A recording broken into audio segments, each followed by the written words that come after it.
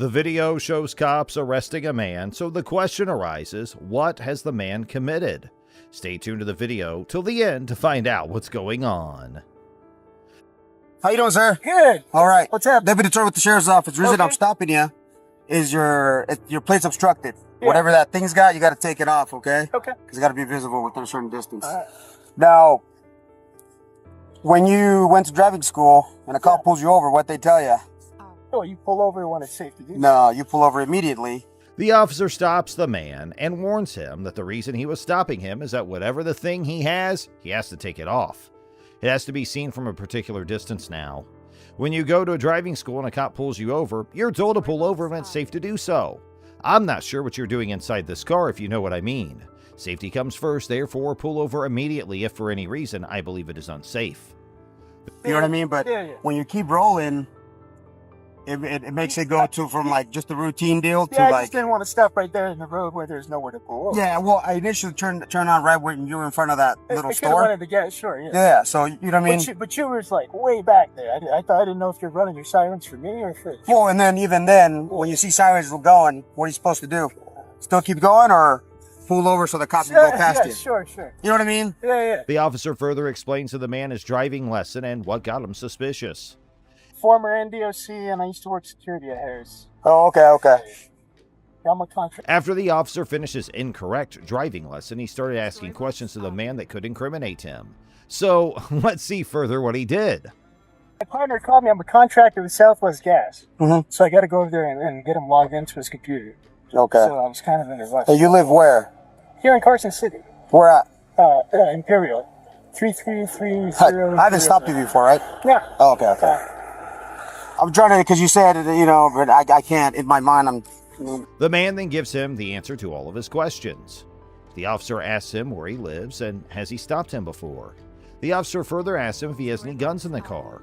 The cop then checks out the car to see if he's telling the truth. 28.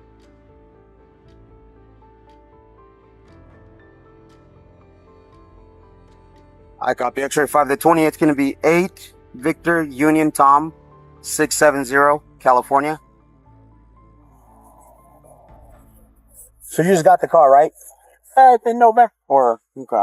Yeah. Well, because you gave me this, that's why. Sure. It's whatever's. The man continues, as I said, you know what, when you're this far behind though, to me it was like, all right, is this man pulling me over or what's going on? Yeah, once I'm on there and I don't have anywhere to pull over, you know what I mean? I didn't want to just pull over and stop clogging up traffic at that point. Like, all right, is this guy pulling me over or what's going on? Yeah. So once I'm on there and I ain't got nowhere to pull over, you know what I'm saying? Yeah. I didn't want to just pull over and stop and hold up traffic like that. So. And at that point, we'll make that call. If there's too much traffic, we'll make that call for you. The officer informs the man that he's passing information on to his partner so he can run and check on the man. The officer goes to the other side of the car and tells the man to lower the glass. The cop realized that this man couldn't shut up and was willing to answer additional questions. He became determined to discover something damning to utilize in order to arrest the man.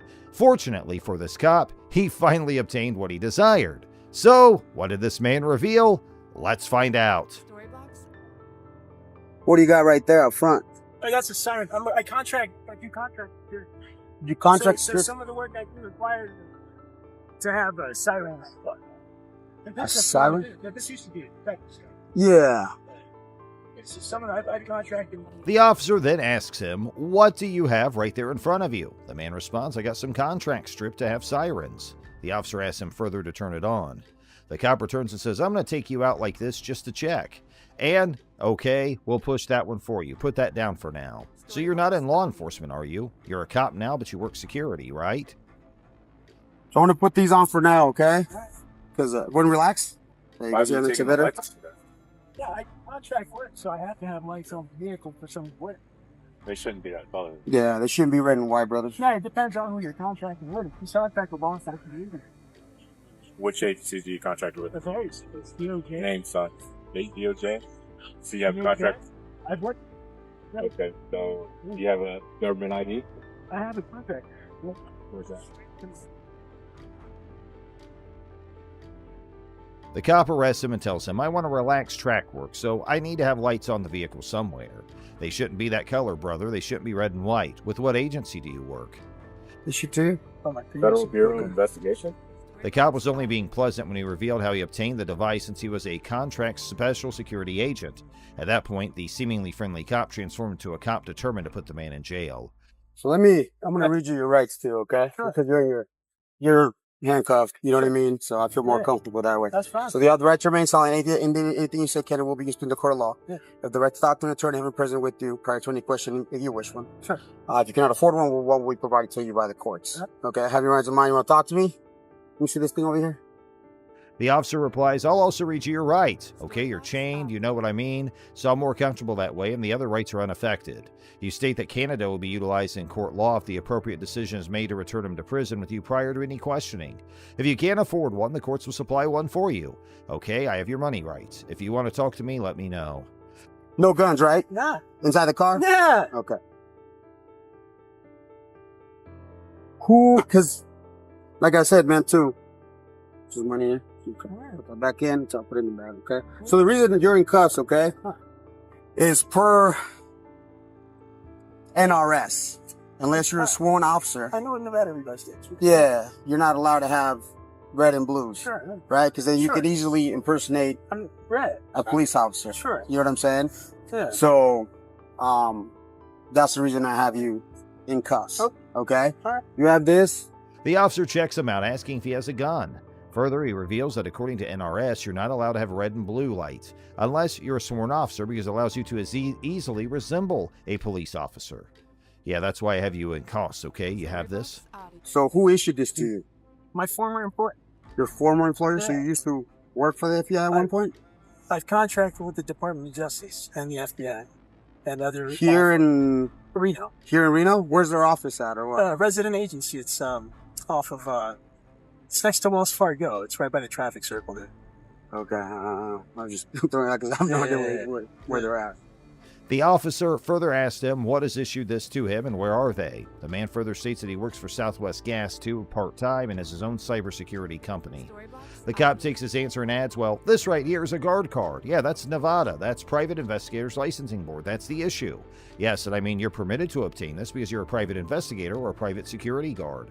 Sure, be like, hey, yeah. go follow my wife or do Yeah. whatever, right? Yeah, But you have to go through. No. I'm also I'm a cybersecurity researcher. Also, I don't have to do all of that. To hire me as a PI, I don't even need that. You can hire me as a hacker. So where did you get this? That's what I've worked. The cops then ask him if something irrelevant to see his answer, and they can catch him if he's lying. The cops then ask the man if he can follow his wife because he thinks she is cheating on him. The other's still suspicious and says he's going to call somebody if he's impersonating an FBI officer. The cop inspected every aspect of the man in his car for incriminating materials, including the guy's personal financial information, such as his crypto wallet details. This cop was so stupid he didn't identify those details, disclosing them to the entire world. Any good crypto hacker might have utilized those details to empty this agent's crypto wallet. The only thing the special agent did wrong was having a disguised car plate. Everything else was in violation of his constitutional rights as a U.S. citizen and special agent. We kick things off in Texas, where members of the Lufkin PD are handcuffing 33-year-old Tasha Faye Sponsler. After being put in the police cruiser, the handcuffed Sponsler manages to undo her seatbelt. And then, despite officers being near the vehicle, she pulls off a Vegas-level magic trick by, ta-da, wiggling her one hand out of her handcuffs. Sponsler remains calm, looks around, and makes sure the officers are adequately distracted before following up her previous trick with an even crazier encore.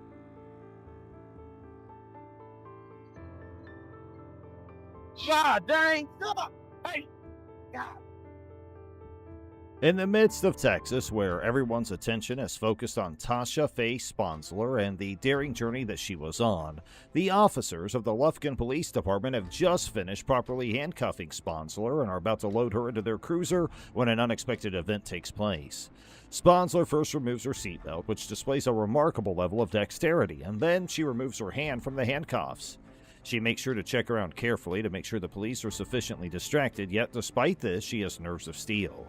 Then Sponsler plans an encore that is utterly mind-boggling to everyone and would be well at home in Las Vegas. This promises to be an exhilarating journey into a world of bold pranks and unexpected turns, and Tasha Faye Sponsler is set to star as the lead character in this episode. Yeah.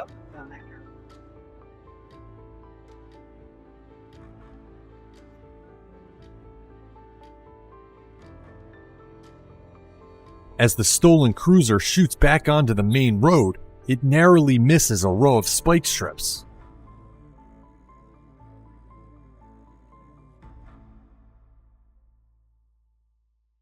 But eventually, the chase comes to a dramatic end.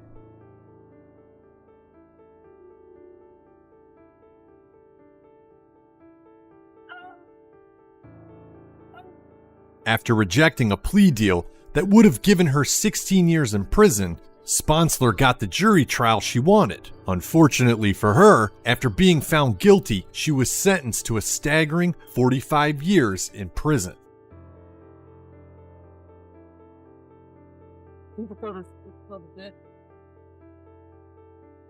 As the stolen cruiser drove back to the main road and narrowly skirted a series of spike strips, the officers who were after it launched into a frenzy of pursuit. The amount of stress that was being endured became increasingly severe with each passing second. The desperate circumstances that the fugitive was in caused her to make a choice that would have severe repercussions. Sponsler was offered a plea bargain that would have reduced the maximum term she faced to 16 years, but she chose to take her chances in a jury trial instead. Her run of good luck had finally come to an end. The judge came to the conclusion that she was responsible for the crime and then stunned everyone in the courtroom by imposing a sentence of 45 years in jail on her. After the spectacular chase was over, Sponsler was left with the sobering awareness that she still had a long and challenging road ahead. It's 1:15 p.m. at the Ready Mart in Spruce Grove, Edmonton. And this man, 28-year-old Richard Parasow, has just been caught trying to buy a can of soda with a stolen credit card. Police have been called in to arrest the man, but he's not going quietly. After throwing his girlfriend, Brittany Burke, more on her in a minute, onto the officer and tangling with the store's owner, creating an impromptu game of Twister, he breaks free. He takes off towards the back of the store with no shirt and no plan. As the officer takes aim with a taser, Parasow grabs a weapon of his own, a bag of salty snacks. Realizing he's outgunned, he drops to the ground. The officer shows restraint as Brittany Burke approaches near the Pringles. After telling her to stay back, the officer calls for backup, and that's when Parasow makes at least his fourth terrible decision of the day and is pumped full of 50,000 volts. Meanwhile, with the entrance blocked by the owner, Brittany, the real star of this video, makes her move to the back of the store. Instead of trying the back door, she takes another, more daring route. After blowing absolutely any chance of anonymity right here, she crawls past the dusty Christmas decorations and heads for the ductwork and potential freedom. A seemingly good plan until it isn't.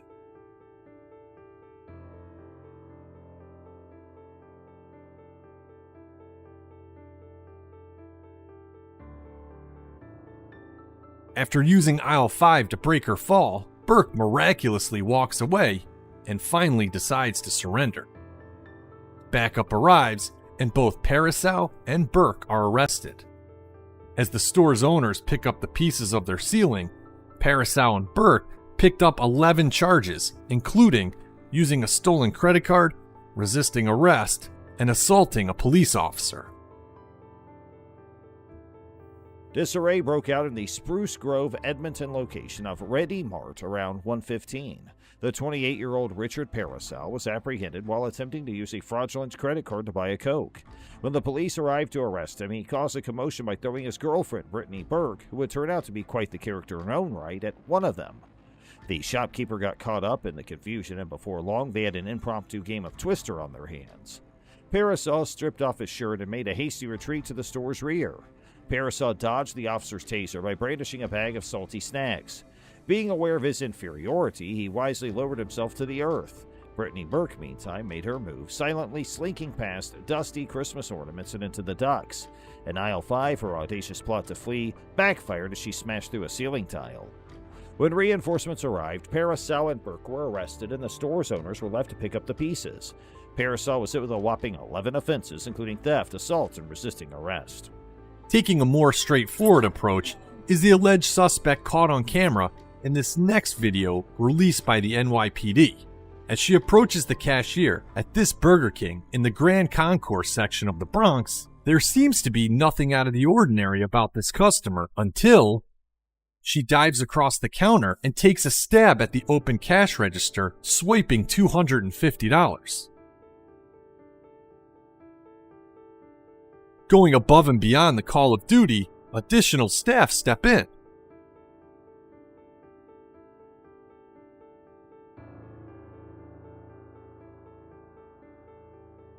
But they don't have the suspect for long. She slides across the counter and makes her way towards the door with no sense of urgency, and with good reason, as she's yet to be caught. But for the staff of this Burger King, they get a moral victory for making sure the suspect walked out both hungry and empty-handed. When the officer from the New York Police Department approached the cashier at the Burger King located in the Grand Concourse neighborhood of the Bronx, it seemed as though the woman was merely another customer. In a sudden and unanticipated change of events, however, she leapt over the counter and made a vain attempt to get her hands on the open cash register. She accomplished an extraordinary feat for a would-be thief by stealing $250 in a single fast action, going above and beyond the call of duty for a thief. The situation was swiftly brought under control by additional members of the crew, but their efforts to capture the culprit were unsuccessful. She slid back over the counter with astonishing dexterity and then casually sauntered towards the exit, making no indication that she was in any rush. It was probably a little success for the personnel at Burger King when they made sure the suspect left the restaurant hungry and without any of his belongings. Finally, we're in Lamar, Arkansas, where police are in pursuit of a truck and trailer reportedly stolen by the owner just 10 minutes earlier. An even bigger problem, the vehicle's owner says there's several loaded guns inside the truck. With little progress being made 10 miles into the chase, a police unit is stationed near an on-ramp, about to deploy a spike strip, hopefully disabling the vehicle. Spikes deployed, they got him. Losing an icebox out of the back. The spike strips are successful, sending a mini freezer flying, but the truck keeps going.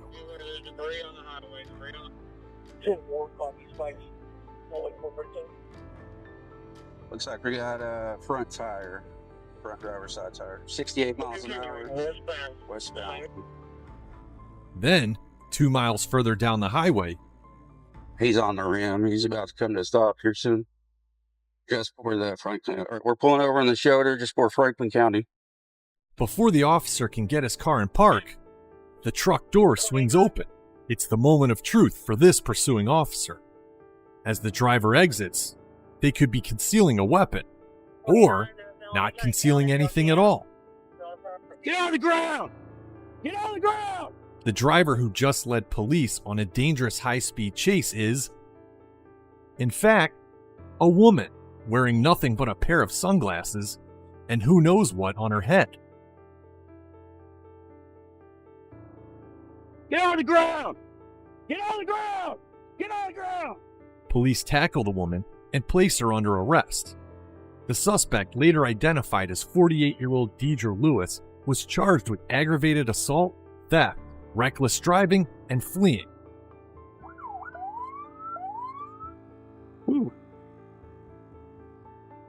They had followed the track of the stolen truck and the trailer all the way to Lamar, Arkansas. 10 minutes after reporting the theft, the owner revealed a more pressing concern. He said that the stolen vehicle contained loaded firearms. Tensions were high when a police team waited at an on-ramp and got ready to use a spike strip after a 10-mile chase. Success! A small freezer was launched into the air by the strip, but the truck kept on. However, at 68 miles in, the front driver's side tire gave out, and by the time they got another 2 miles down the road, the truck was on its last legs. The cop had his opportunity to act. The truck pulled over to the side of the road in Franklin County, and as the pursuing police officer approached, the door suddenly opened. When the driver finally emerged, everyone knew for sure if she was hiding a weapon or not. The fast command came. Get on the ground. Get down here. It was then revealed that the woman behind the wheel during the high-stakes police pursuit had been wearing only sunglasses and a peculiar headpiece. Officers swarmed in and arrested the culprit, a 48-year-old woman named Deidre Lewis, who was charged with aggravated assault, theft, reckless driving, and eluding police.